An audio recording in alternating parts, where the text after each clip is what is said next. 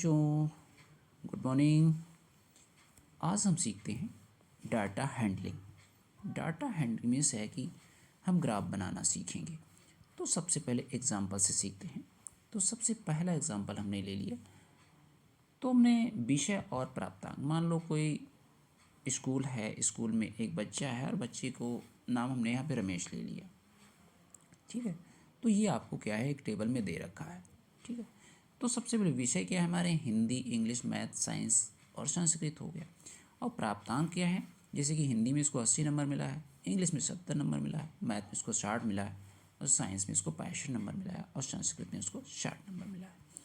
तो क्या अगर इसको क्या करना है, आपको ग्राफ बना के दिखाना है। तो सबसे पहले सॉल्व कर लेते हैं कि पैमाना यहाँ पे मान लेते हैं 1 mm बराबर 2 मार्क्स। अंडरस्टैंड। नेक्स्ट क्या, इसको ग्राफ बनाना शुरू करते थे। तो सबसे पहले क्या, एक्स एक्सिस पे हमने सब्जेक्ट ले लिया, एस फॉर सब्जेक्ट, इसको दंड आर भी बोलते हैं।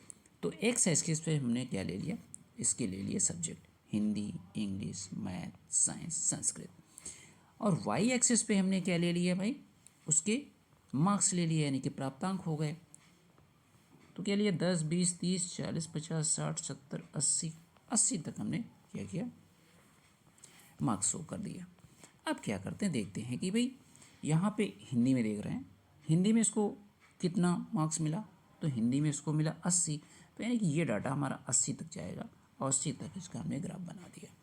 नेक्स्ट इंग्लिश देखते हैं, इंग्लिश में कितना उसको मार्क्स मिला, 70। तो 10, 20, 30, 40, 50, 60, 70।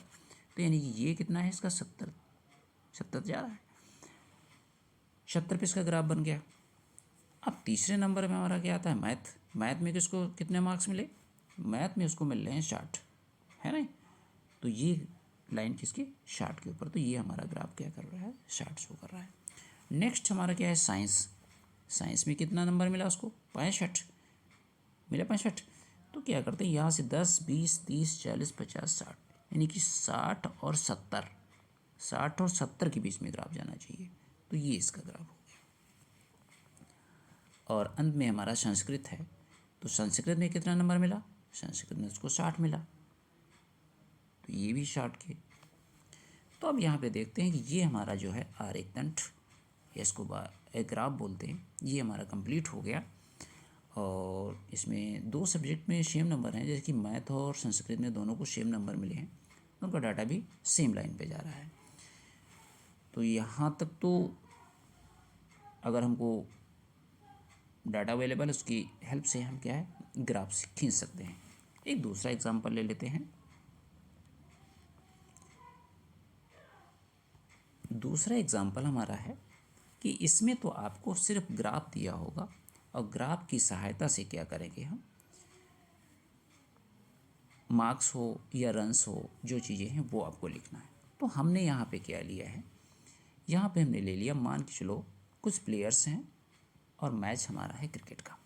ठीक है, तो इसमें प्लेयर्स हमारे कितने हैं, टोटल प्लेयर्स कितने हमारे हैं, सुमित हो गया, मुकेश हो गया, अमित हो गया, कबीर हो गया, चंदर हो गया। तो प्लेयर्स हमारे कितने हैं, प्लेयर्स हमारे हैं 5।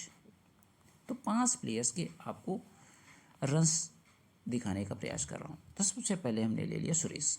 अब देख रहे हैं सुरेश का ग्राफ देखते हैं। सुरेश का देखा 10, 20, 30, 40, 50, 60, 70, है कि नहीं।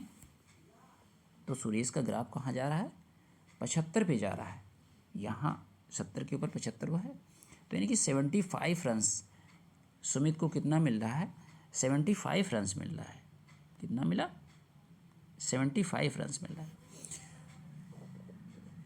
तो ग्राफ के अनुसार जो है सुरेश को मिल गए 75 नंबर। नेक्स्ट हमारा है मुकेश। मुकेश का देखते हैं, मुकेश का ग्राफ जा रहा है 100 से थोड़ा 110 से थोड़ा नीचे। तो यानी कि इसको हमने ए के में बराबर 2 माना, तो 2 इसमें से लेस कर देते हैं। तो मुकेश को कितना मिला, 108 रन। तीसरा हमारा है अमित। अमित का देख लीजिए, अमित का अगर ग्राफ को टैली करते हैं तो हमारा जा रहा है 90 से थोड़ा सा डाउन, है कि नहीं। तो इसको 3 कम कर लेते हैं। तो यानी कि यहाँ पर देखते हैं कि अमित को कितना मिला, 87 रन्स मिला। और चौथा कौन सा हमारा, कबीर है। तो कबीर को कितना मिला, कबीर को मिल रहा है हमारा 60 रन्स। कबीर को कितना मिला? 60 रन मिला। और लास्ट में है चंदर। चंदर का ग्राफ देखते हैं तो हमारा डेली हुआ 50, यानी कि चंदर को कितना मिला? 50 रन मिला। तो इस प्रकार से यदि हमको डाटा अवेलेबल है तो हम ग्राफ बना सकते हैं। अगर ग्राफ दिया है तो ग्राफ के अनुसार हम उसके डाटा भी लिख सकते हैं। ठीक है, यहाँ तक सभी लोगों के समझ में आ गया होगा। और ये हमारी यूपीएससी की 5th क्लास की बुक थी, उसका ये लास्ट तो नहीं कह सकते, लेकिन इसका ये सब्जेक्ट मान चलो मेरा कंप्लीट हो गया मैथ का। और ये वीडियोस अदर कॉम्पिटिटिव एग्जामिनेशन में भी बेनिफिशियल हो सकता है, और होता है ये से रिलेटेड कुछ ना कुछ क्वेश्चन आते रहते हैं। Okay, take care, thank you for watching. मेरे चैनल को शेयर करें, सब्सक्राइब करें, कमेंट्स भी कर दें और लाइक भी कर दीजिए।